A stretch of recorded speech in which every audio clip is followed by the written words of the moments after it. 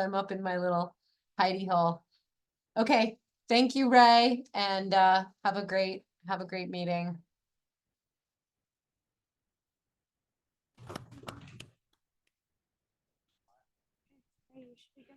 We ready? Hi, everybody. I'm Ray, and I'm an alcoholic. Let's read this set aside prayer before I get started here. Dear God, please set aside everything I think I know about myself, this book, my disease, these steps, and especially about you, dear God, so that I might have an open mind and a new experience with all these things. Please help me to see the truth. So last week, we read on page 76, we read about 6 and 7, those two paragraphs. And I'm just going to back up a second here to say, because I'm going to read something out of the 12 and 12. It's on page 76 in step 7. And it says, the chief activator of our defects has been self-centered fear, primarily fear that I would lose something I already had or would fail to get something I demanded. So, and I'm saying that because remember we did that fear inventory, and all of this is it's one bag. Don't separate all this stuff, because when I did my fear list, I was afraid of everything. I was afraid of success. I was afraid of failure. I was afraid of intimacy. I was afraid of being alone. And fear just ruled us. So, and it's important to see that a lot of times these defects of character, I acted out defects of character thinking my needs weren't going to be met. I had to do something to make that happen. So, and that's when then we get to this point of the inventory or the process where it's the amends process. And this is really, I can't tell you how important this is. I used to say to Brian all the time, how much freedom do you want? Because it's the amends that really set me free. Going out to people I didn't want to be in front of, telling them stuff I didn't want to tell them. So we're on page 76, middle paragraph on 76. After we looked at 6 and 7, now we need more action, without which we find that faith without works is dead. Let's look at steps 8 and 9. We have a list of all persons we have harmed and to whom we are willing to make amends. We made it when we took inventory. We subjected ourselves to a drastic self-appraisal. Now we go out to our fellows and repair the damage done in the past. We attempt to sweep away the debris which has accumulated out of our effort to live on self-will and run the show ourselves. If we haven't the will to do this, we ask until it comes. Remember, it was agreed at the beginning I would go to any lengths to get for victory over alcohol. You notice that's in squiggly right. Sometimes by this time we've forgotten that we were, as drastic as drowning men. And then he says, probably there are some misgivings. Misgivings in the dictionary is doubt. As we look over the list of business acquaintances and friends we have hurt, we may feel diffident about going to some of them on a spiritual basis. Let us be reassured, to some people we need not and probably should not emphasize the spiritual feature on our first approach. We might prejudice them at the moment we are trying to put our lives in order, but this is not an end in itself. This next sentence is real important. Our real purpose is to fit ourselves to be of maximum service to God and the people about us. He said this various different ways now, several different ways he said this as we've been going through this work. It is seldom wise to approach an individual who still smarts from our injustice to him and announce that we have gone religious. In the prize ring, this would be called leading with the chin. We lay ourselves open to being branded fanatics or religious bores. We may kill a future opportunity to carry a beneficial message, but our man is sure to be impressed with a sincere desire to set right the wrong. He is going to be more interested in a demonstration of goodwill than in our talk of spiritual discoveries. We don't use this as an excuse for shying. He covers, in the next couple of pages, we're going to cover really almost every type of men that anybody's ever had that I'm known of. We don't use this as an excuse for shying away from the subject of God. When it will serve any good purpose, we are willing to announce our convictions with tact and common sense. The question of how to approach the man we hated will arise. It may be he has done us more harm than we have done him, and though we may have acquired a better attitude toward him, we are still not too keen about admitting our faults. Nevertheless, with a person we dislike, we take the bit in our teeth. It is harder to go to an enemy than to a friend, but we find it much more beneficial to us. We go to him in a helpful and forgiving spirit, confessing our former ill feeling and expressing our regret. Under no condition do we criticize such a person or argue. Simply we tell him that we will never get over drinking until we have done our utmost to straighten out the past. That's a pretty heavy duty statement too. We're doing our utmost to straighten out the past. We are there to sweep off our side of the street, realizing that nothing worthwhile can be accomplished until we do so. I can't accomplish anything till I do this. If I don't get rid of the past, I'm not going to have a future. Never trying to tell him what he should do. His faults are not discussed. We stick to our own. If our manner is calm, frank, and open, we will be gratified with the result. In 9 cases out of 10, the unexpected happens. Sometimes the man we are calling upon admits his own fault, so feuds of years standing melt away in an hour. Rarely do we fail to make satisfactory progress. Our former enemies sometimes praise what we are doing and wish us well. Occasionally, they will offer assistance. It should not matter, however, if someone does throw us out of his office. We have made our demonstration, done our part. It's water over the dam. So what we're there to do is clean up my side of the street. Most alcoholics owe money. We do not dodge our creditors, telling them what we are trying to do. We make no bones about our drinking. They usually know about it anyway, whether we think so or not. Nor are we afraid of disclosing our alcoholism on the theory it may cause financial harm. Approached in this way, the most ruthless creditor will sometimes surprise us. Arranging the best deal we can, we let these people know we are sorry. Our drinking has made us slow to pay. We must lose our fear of creditors no matter how far we have to go, for we are liable to drink if we are afraid to face them.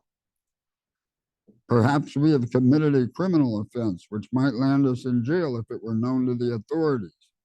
We may be short in our accounts and unable to make good. We have already admitted this in confidence to another person, but we are sure we would be imprisoned or lose our job if it were known. Maybe it's only a petty offense such as padding the expense account. Most of us have done that sort of thing. Maybe we are divorced and have remarried but haven't kept up the alimony to number 1. She is indignant about it and has a warrant out for our arrest. That's a common form of trouble too. All these reparations take innumerable forms. There are some general principles which we find guiding. Reminding ourselves that we have decided to go to any length to find a spiritual experience, we ask that we be given strength and direction to do the right thing, no matter what the personal consequences may be. We may lose our position or reputation or face jail, but we are willing. We have to be. We must not shrink at anything. One of the guys from my home group where I first sobered up had a criminal offense, and did 3 years in prison after he went and made the amends. Uh, but he came out and lived a sober, good life. Uh, it was amazing. I had another guy I sponsored, and he had to go make amends to 200 people in the valley. He had to knock on their door and tell them, I robbed your house. He made 200 amends and asked them, what can I do for the harm I caused you? You guys didn't deserve this. I didn't know you.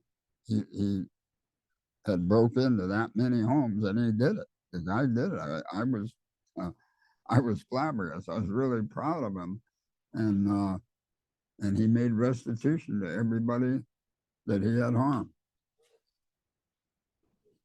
Usually, however, other people are involved. Therefore, we are not to be hasty and foolish. We are not to be the hasty and foolish martyr who would needlessly sacrifice others to save himself from the alcoholic pit. A man we know had remarried. Because of resentment and drinking, he had not paid alimony to his first wife. She was furious. She went to court and got an order for his arrest. He had commenced our way of life, had secured a position, and was getting his head above water. It would have been impressive heroics if he had walked up to the judge and said, here I am. We thought he ought to be willing to do that if necessary, but if he were in jail, he could provide nothing for either family. We suggested he write his first wife admitting his faults and asking forgiveness. He did, and also sent a small amount of money. He told her what he would try to do in the future. He said he was perfectly willing to go to jail if she insisted. Of course, she did not, and the whole situation has long since been adjusted. You know, he says we thought he ought to be willing to do that, letting us know that he talked to more than one person about it. And that's the way they used to do this stuff. They would talk to. I talked to the old timers. See him. What should I do? Before taking drastic action, we might.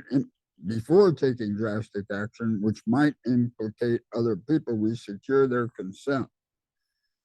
If we have obtained permission, have consulted with others, asked God to help, and the drastic step is indicated, we must not shrink. This brings to mind a story about one of our friends. While drinking, he accepted a sum of money from a bitterly hated business rival, giving him no receipt for it. He subsequently denied having received the money and used the incident as a basis for discrediting the man. He thus used his own wrongdoing as a means of destroying the reputation of another. In fact, his rival was ruined. He felt he had done a wrong he could not possibly make right.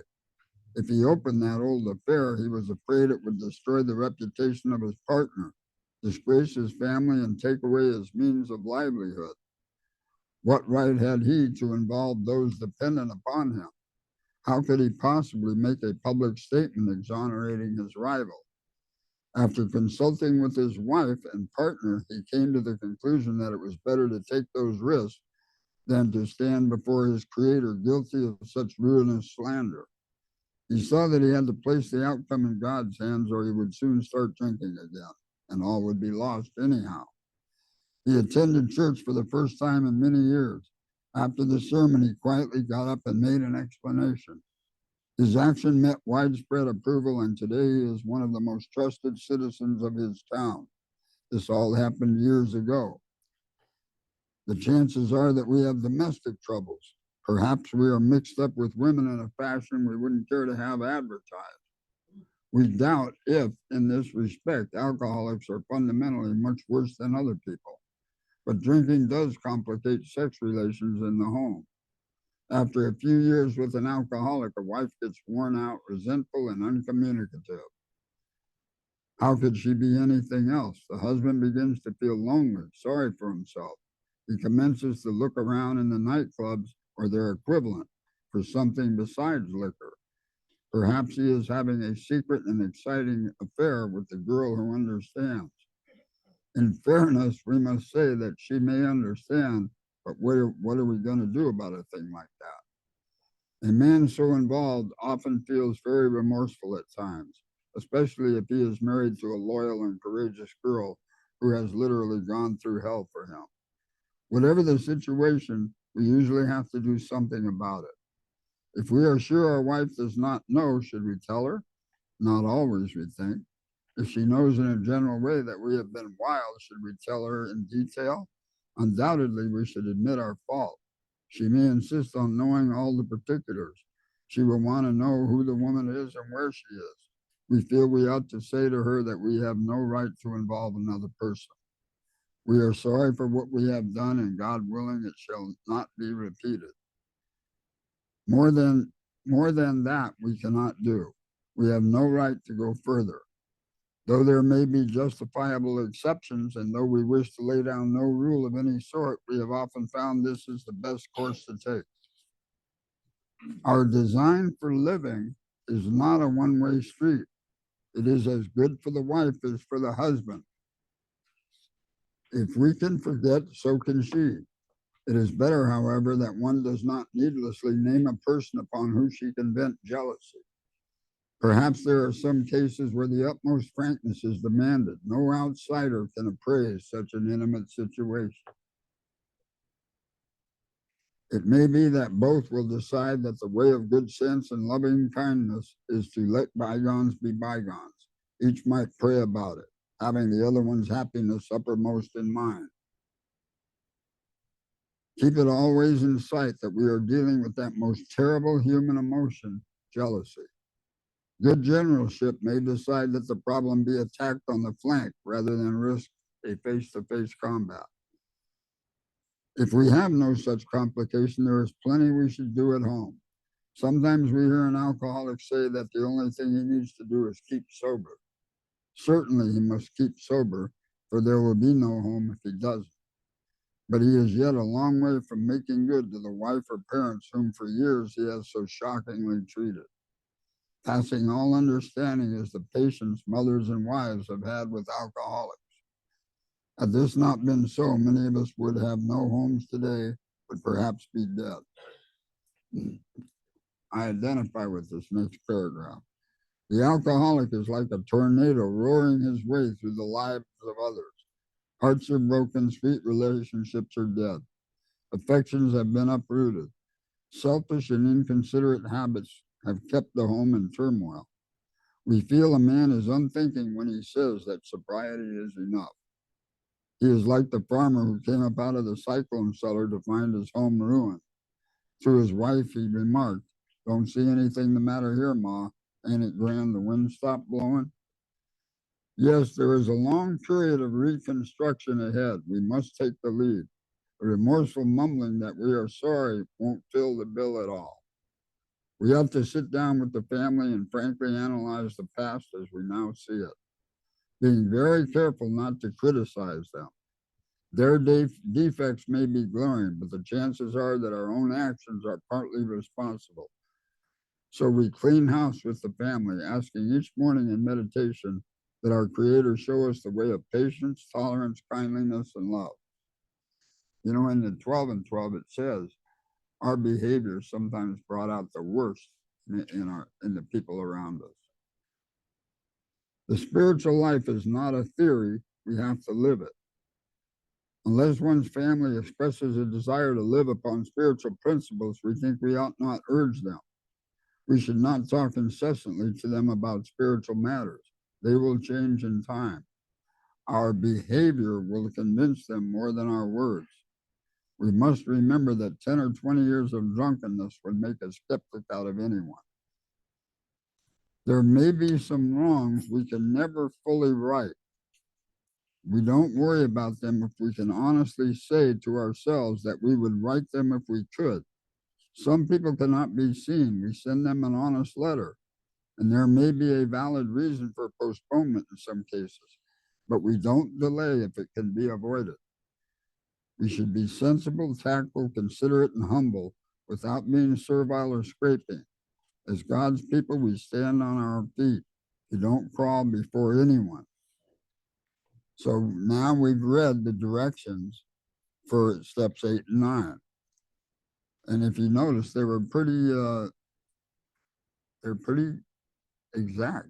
There's not, they don't leave a lot of doubt. Yeah, I made my mom died in 2009, and a few years ago, I made an indirect amends with her that I was like completely transformed after the experience. It was unbelievable.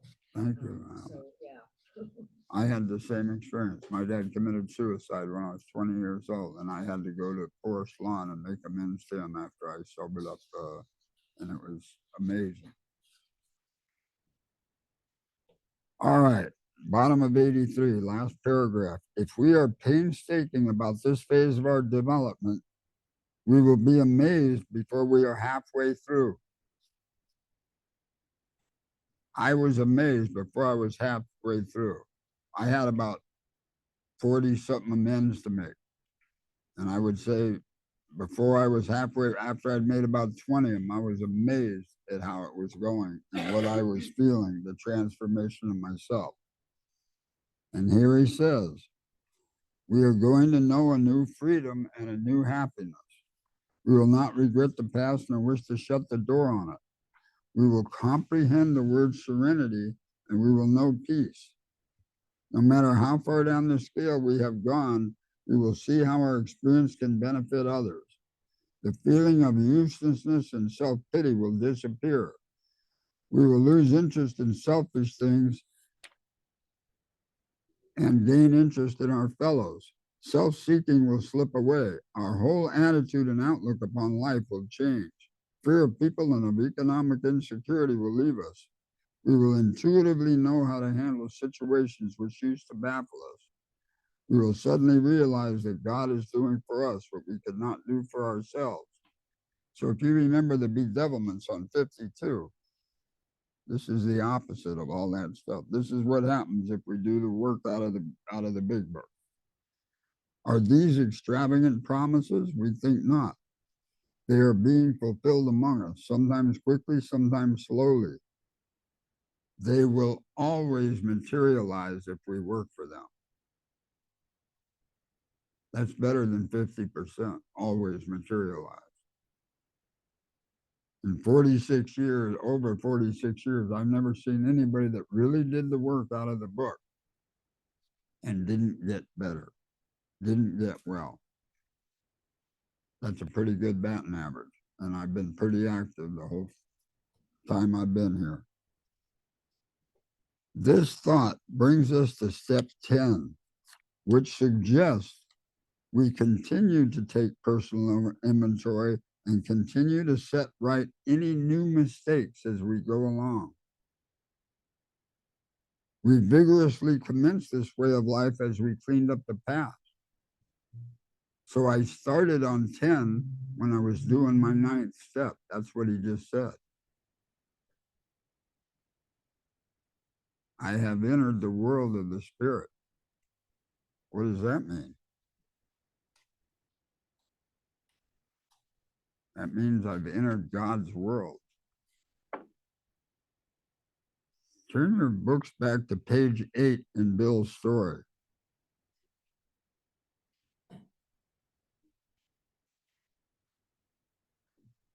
The middle paragraph, which starts out trembling, go to the last 2 sentences of that paragraph. I have entered the world of the spirit. Here's what Bill says.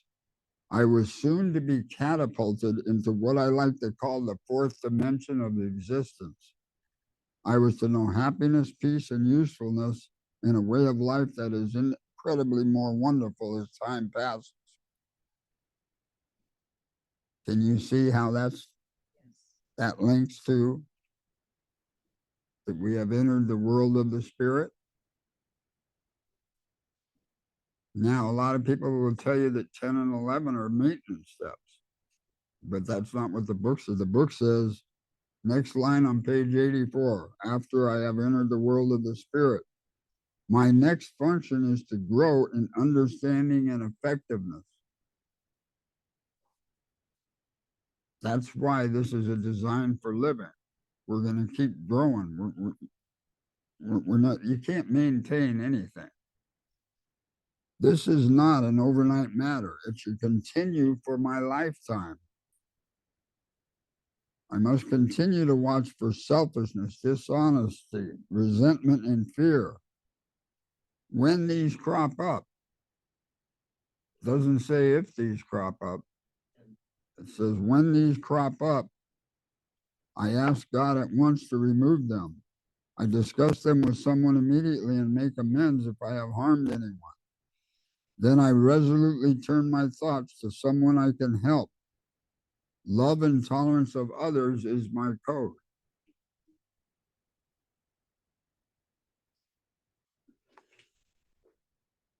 Now here's the 10th step promises right here, and they're amazing, I think. And I have ceased fighting anything or anyone, even alcohol, for by this time sanity will have returned. I will seldom be interested in liquor. If tempted, I recoil from it as a hot flame. I react sanely and normally, and and I will find that this has happened automatically.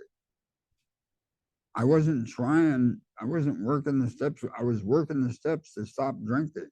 I wasn't trying to bring about any of these promises. I was just doing what they told me to do. I will see that my new attitude toward liquor has been given me without any thought or effort on my part. It just comes. That is the miracle of it. I am not fighting it, neither am I avoiding temptation. I feel as though I had been placed in a position of neutrality, safe and protected. I have not even sworn off. Instead, the problem has been removed. Remember, we made a deal that God is everything or he's nothing? If he can remove your defects, he can remove anything. It does not exist for me. I am neither cocky nor am I afraid. That is my experience. That is how I react so long as I keep in fit spiritual condition. How do I keep in fit spiritual condition? Let's go to page 14. Very last sentence at the bottom of page 14.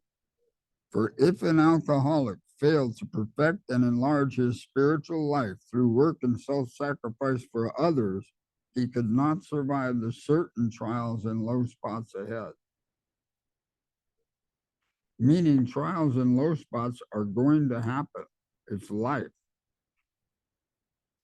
But I'll get through them if I maintain my spiritual condition. Now he gives us a warning, middle of 85. It is easy to let up on the spiritual program of action and rest on our laurels.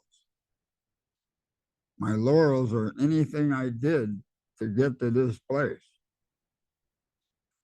I am headed for trouble if I do, for alcohol is a subtle foe. I am not cured of alcoholism. What I really have is a daily reprieve contingent on the maintenance of my spiritual condition. Every day is a day when I must carry the vision of God's will into all my activities. How can I best serve thee? Thy will, not mine, be done. These are thoughts which must go with me constantly. Now listen to what he says. I can exercise my willpower along this line all I wish. It is the proper use of the will. In step 3, I turned my will and my life over to God. In step 10, he gave me back my will because it's now aligned with God. He's going to tell you that in this next paragraph. Much has already been said about receiving strength, inspiration, and direction from him who has all knowledge and power. If I have carefully followed directions, I have begun to sense the flow of God's Spirit into me. To some extent, I have become God conscious. I have begun to develop this vital sixth sense. We all know the 5 senses, but now we have a sixth sense. But I must go further, and that means more action. We just finished step 10. Now we're going to 11. Step 11 suggests prayer and meditation. I shouldn't be shy on this matter of prayer. Better men than I are using it constantly. It works if I have the proper attitude and work at it. Turn back to page 55 a minute. We read this when we went through reagnostics, but I'm going to remind you of it. It's the third paragraph, fourth paragraph on page 55 says, we can only clear the ground a bit if my testimony helps sweep away prejudice, enables me to think honestly, encourages me to search diligently within myself. Then, if I wish, I can join all of you on the broad highway. With this attitude, you cannot fail. The consciousness of your belief is sure to come to you. That's the proper attitude. I never knew how to search myself diligently until I learned all these steps that we're talking about right now. So if we do that, we have the proper attitude. It would be easy to be vague about this matter, yet we believe we can make some definite and valuable suggestions. When I retire at night, I constructively review my day. Was I resentful, selfish, dishonest, or afraid? Do I owe an apology? Have I kept something to myself which should be discussed with another person at once? Was I kind and loving toward all? How did I treat the gal at this checkout stand? What could I have done better? You see that what could? Let's go back to page 69 a minute.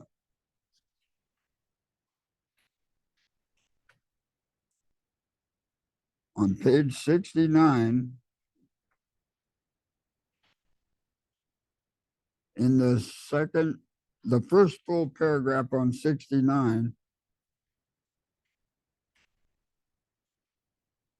in the fourth sentence, it says, where were we at fault? What should we have done instead? It says should there, not could, because I'm still sick. I haven't dealt with my spiritual malady yet. And I couldn't have done it any differently. I didn't have a choice. I had to do what I did. But here on page 86, he says, what could I have done better?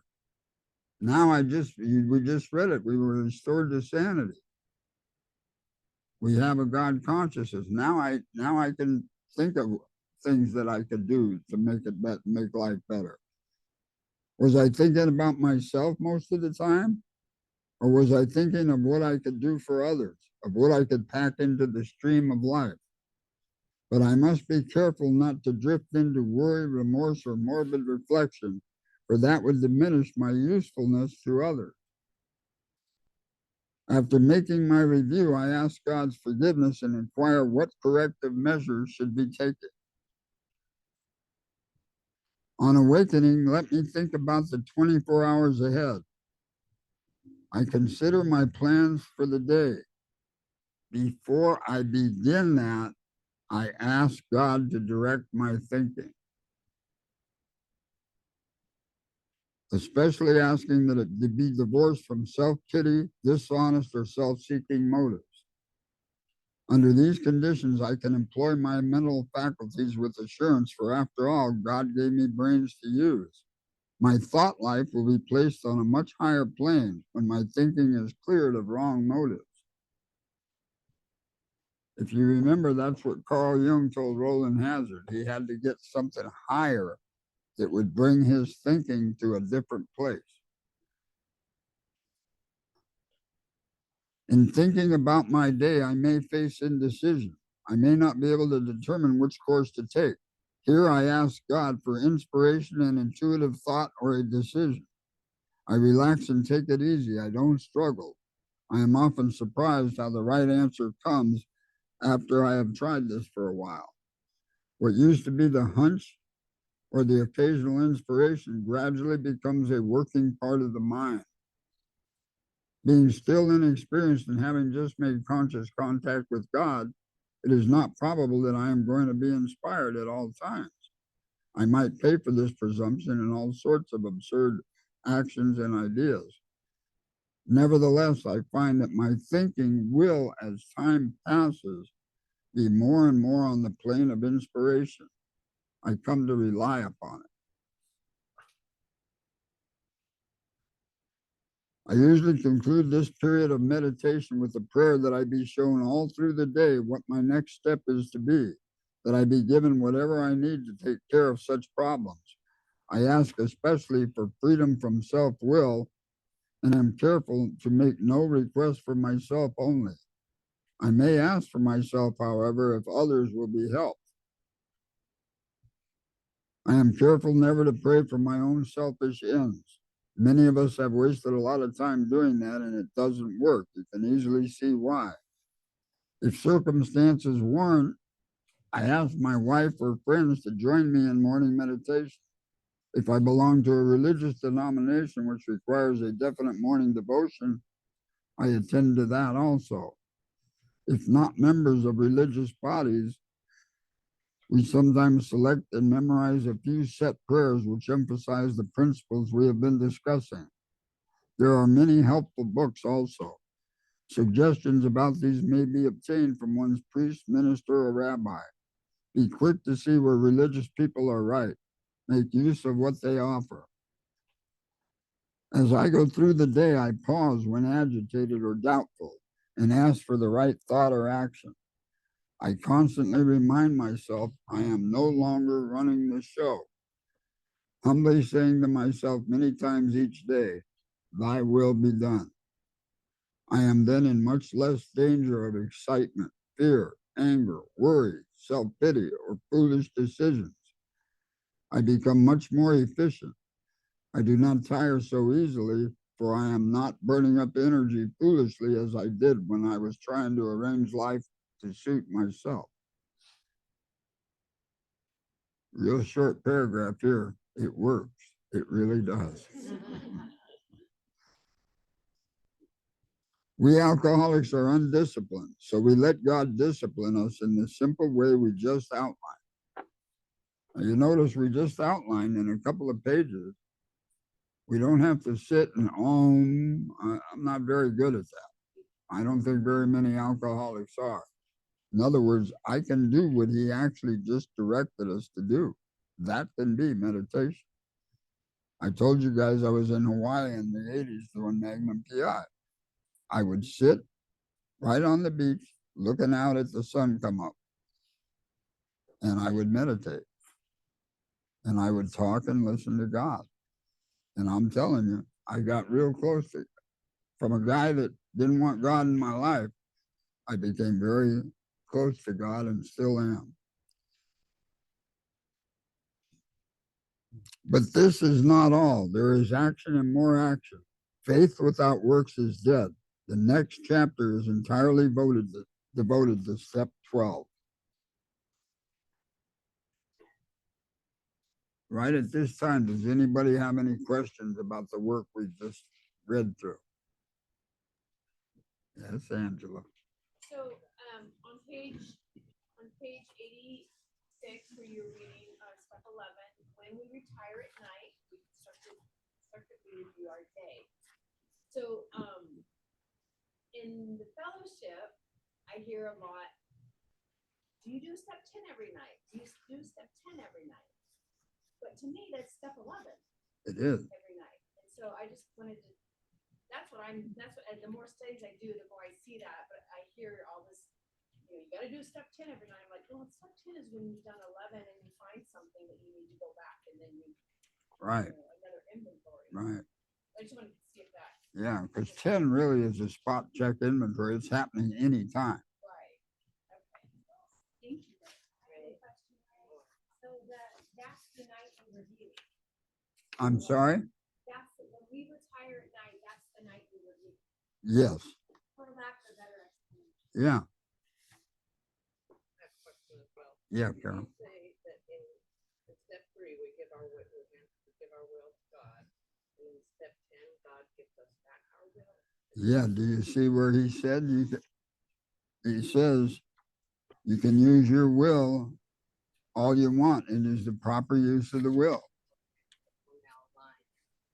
because I'm now God conscious.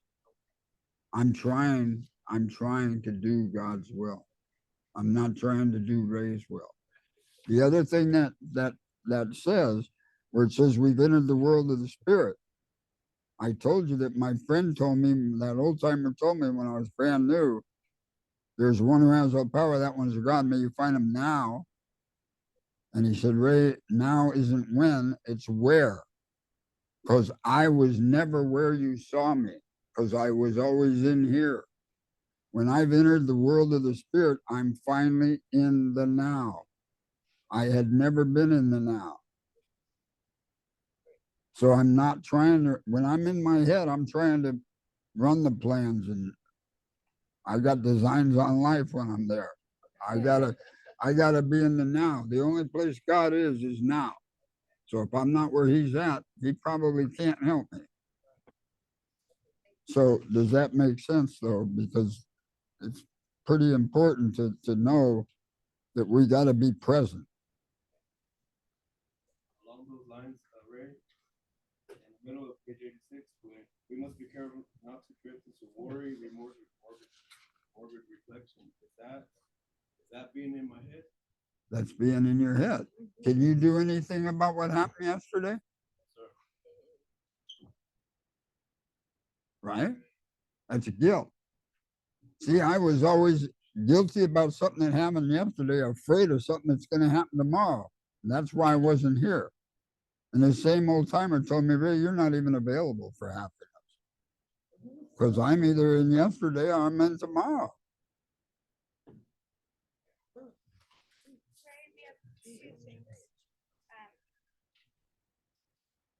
Hey guys, we have a question, I believe on Zoom. Someone was raising their hand. And then also whoever has their calendar up on the screen share, please take it down by hitting stop share.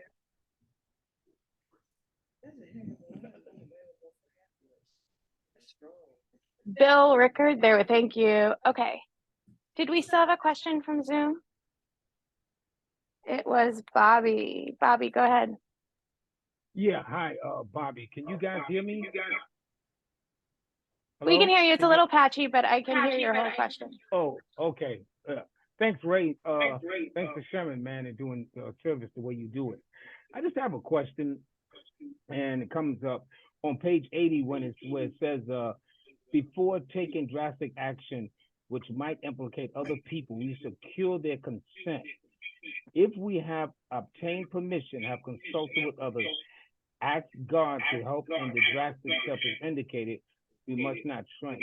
Are you saying that we should get consent from the person before we mention his name or whatever action might have happened?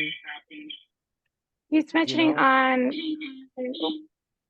maybe page 81 where 80. Page 80. Page 80. Where you get first paragraph. consent if it involves Yeah, another before. person. He's saying he's asking if he should get consent from that other person. Absolutely. If it's going to affect somebody else's life, I got to ask them if I can open that can of peas. Okay. Okay, thank you. And he said that. He told us that in there. Bobby says thank you. All right. Okay. All right, let's go on to page 89. Yeah, Jimmy.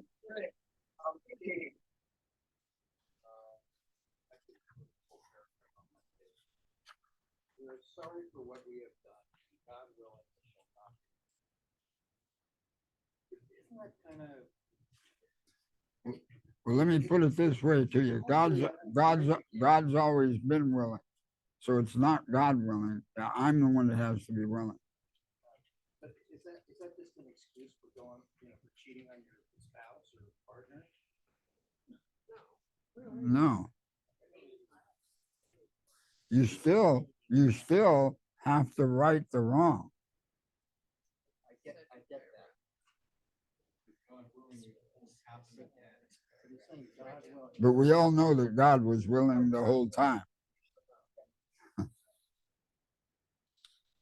when I act out a defective character, it isn't because God wasn't willing. You ever hear people say, "I'll be sober 20 years next Tuesday, God willing"? Mhm. God didn't send him in the bar. I promise you. I understand. Mhm. Okay. Let's go on to page 89, chapter 7, working with others. I have my hand up, please. We've got a hand up on Zoom. Linda, one moment. Okay, Linda, go ahead.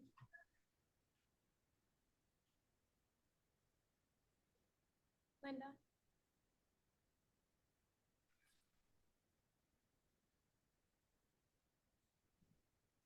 Linda, we can't hear you. Okay, we'll move on. All right, we going on to 89? Okay, I have chapter a 7, question working with before. others. May I ask a question? Practical experience shows that nothing will so much ensure immunity from drinking as intensive work with other alcoholics.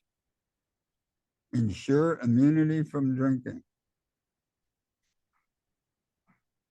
If you had cancer and somebody told you if you helped a lot of other people, the cancer would go away, would you do it? Well, that's what he's talking about here. He's saying it will give us immunity from drinking. It works when my sponsor calls this the Alcoholics Anonymous warranty. It works when other activities fail. This is our 12th suggestion. Now listen to what he says. Carry this message to other alcoholics. The ring around word is this. What I'm learning from this book, I have no message. My message will kill you. Carry this message, the one in this book. You can help when no one else can. You can secure their confidence when others fail. Remember, they are very ill. Life will take on new meaning. To watch people recover, to see them help others, to watch loneliness vanish, to see a fellowship grow up about you, to have a host of friends. This is an experience you must not miss. We know you will not want to miss it. Frequent contact with newcomers and with each other is the bright spot of our lives. Now, if you'd have told me that day one, I'd have said, I wasn't looking for friends and I wasn't looking for all this stuff. But it's happened to me, and I'm going to tell you, it's wonderful. But for 1 second, will you go back to this forward to the second edition? On page Roman numeral 17, XVII. The first full sentence on Roman numeral XVII. It also indicated that strenuous work, one alcoholic with another, was vital to permanent recovery. Most people would tell you the word permanent isn't in this book, but it's in here more than once. And that's telling you the same thing that he just told us here, immunity from drinking, intensive work, one alcoholic with another. Perhaps you are not acquainted with any, I'm back on page 89. Perhaps you are not acquainted with any drinkers who want to recover. You can easily find some by asking a few doctors, ministers, priests, or hospitals. They will be only too glad to assist you. Don't start out as an evangelist or reformer. Unfortunately, a lot of prejudice exists. You will be handicapped if you arouse it. Ministers and doctors are competent, and you can learn much from them if you wish. But it happens that because of your own drinking experience, you can be uniquely useful to others, to other alcoholics. Remember how bad we wanted to be unique? Well, here's your chance. So cooperate, never criticize. To be helpful is our only aim. When you discover a prospect for Alcoholics Anonymous, find out all you can about him. If he does not want to stop drinking, don't waste time trying to persuade him. You may spoil a later opportunity. This advice is given for his family also. They should be patient, realizing that we are dealing with a sick person. If there is any indication he wants to stop, have a good talk with the person most interested in him, usually his wife. Get an idea of his behavior, his problems, his background, the seriousness of his condition, and his religious leanings. You need this information to put yourself in his place to see how you would like him to approach you if the tables were turned. Do you remember when they talk about the third alcoholic, they tell Bill and Bob, put him in the hospital, we'll be down. And then when you read the story, it says 2 days later they came down. Nobody ever questions where were Bill and Bob for 2 days. They were with Bill Dotson's wife, finding out all they could find out about him. That's in Pass It On or AA Comes of Age. It's in one of those books. They spent the 2 days talking to Bill Dotson's wife to learn everything about Bill Dotson so they could make better sense to him. Sometimes it is wise to wait till he goes on a binge. The family may object to this, but unless he is in a dangerous physical condition, it is better to risk it. Don't deal with him when he is very drunk, unless he's ugly and the family needs your help. Now today, because of rehab and all the stuff that happens, you guys don't get to see this a whole lot. When I came in, this was everyday occurrence. I can't think of a week went by that I didn't see at least one alcoholic fit in the meetings I was going to. Wait for the end of the spree or at least a lucid interval. Then let his family or a friend ask him if he wants to quit for good and if he would go to any extreme to do so. If he says yes, then his attention should be drawn to you as a person who has recovered. You should be described to him as one of a fellowship who, as part of their own recovery, try to help others who would be glad to talk to him if he cares to see you. If he does not want to see you, never force yourself upon him. Neither should the family hysterically plead with him to do anything, nor should they tell him much about you. They should wait for the end of his next drinking bout. You might place this book where he can see it in the interval. Here, no specific rule can be given. The family must decide these things. But urge them not to be over anxious, for that might spoil matters. Usually, the family should not try to tell your story. When possible, avoid meeting a man through his family. Approach through a doctor or an institution is a better bet. If your man needs hospitalization, he should have it, but not forcibly unless he is violent. Let the doctor, if he will, tell him he has something in the way of a solution. When your man is better, the doctor might suggest a visit from you. Though you have talked with the family, leave them out of the first discussion. Under these conditions, your prospect will see he is under no pressure. He will feel he can deal with you without being nagged by his family. Call on him while he is still jittery. He may be more receptive when depressed. See your man alone if possible. At first, engage in general conversation. After a while, turn to talk to some phase of drinking. Tell him enough about your drinking habits, symptoms, and experiences to encourage him to speak of himself. If he wishes to talk, let him do so. You will thus get a better idea of how you ought to proceed. If he is not communicative, give him a sketch of your drinking career up to the time you quit, but say nothing for the moment of how that was accomplished. If he is in a serious mood, dwell on the troubles liquor has caused you, being careful not to moralize or lecture. If his mood is light, tell him humorous stories of your escapades. Get him to tell some of his. When he sees you know all about the drinking game, commence to describe yourself as an alcoholic. Tell him how baffled you were, how you finally learned that you were sick. Give him an account of the struggles you made to stop. Show him the mental twist which leads to the first drink of a spree. We suggest you do this as we have done it in the chapter on alcoholism. If he is alcoholic, he will understand you at once. He will match your mental inconsistencies with some of his own. If you are satisfied that he is a real alcoholic, begin to dwell on the hopeless feature of the malady.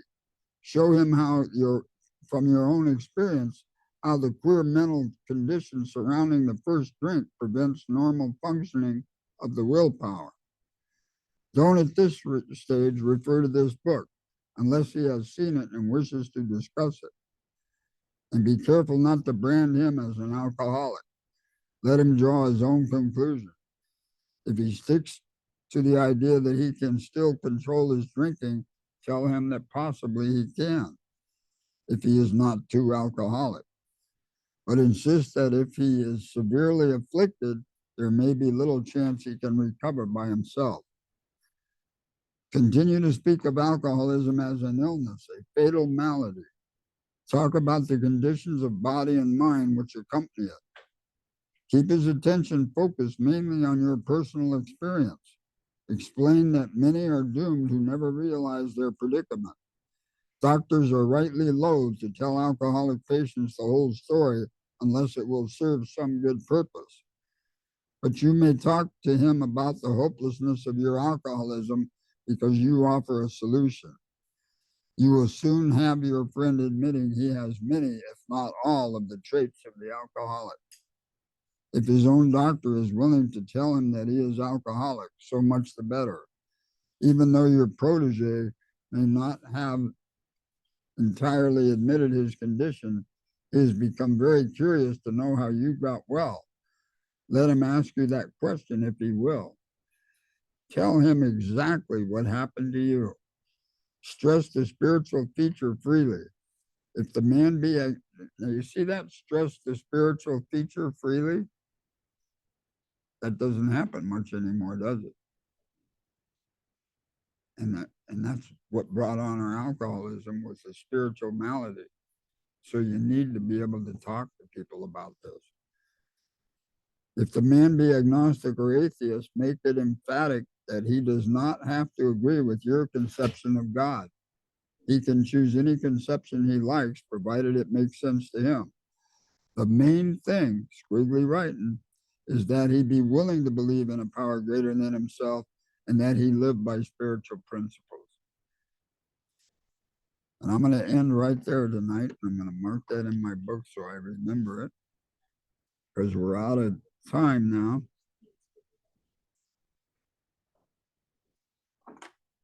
And next week, we'll finish all this stuff with this workshop. Thank you all for coming.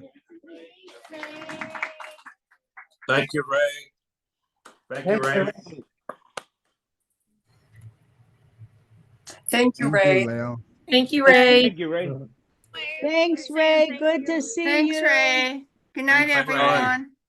Thank you, Thank Ray. you, Ray. Good night. Thanks, Ray. Later. Good night. Thanks, Ray, for a very good See you meeting. next week.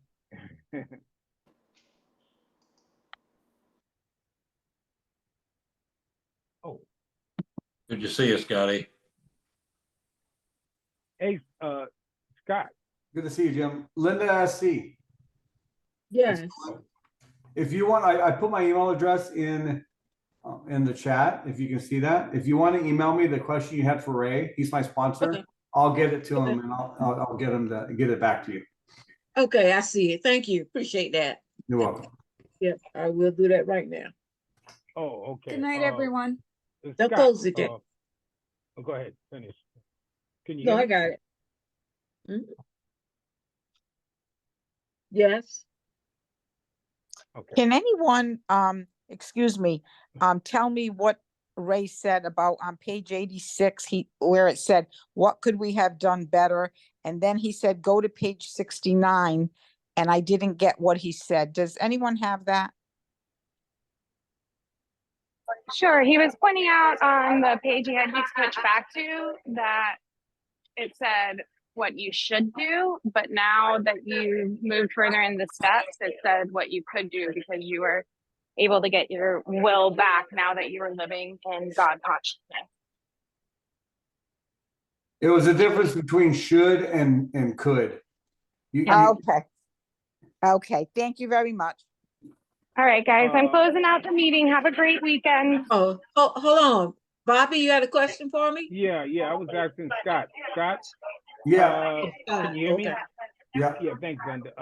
I was asking about the recordings because I put in the recording, but it said something else. Or you could email it to me again, how to get the recordings of everything y'all shared with Ray. Yeah, Kim, if you do you get the emails from Kim Norman? You talking to me? Yeah. No, I forgot how to do it. They sent me an email. You sent me your email one time. Yeah, okay, yeah. Send me an email and I'll what week do you need? What recording week do you need?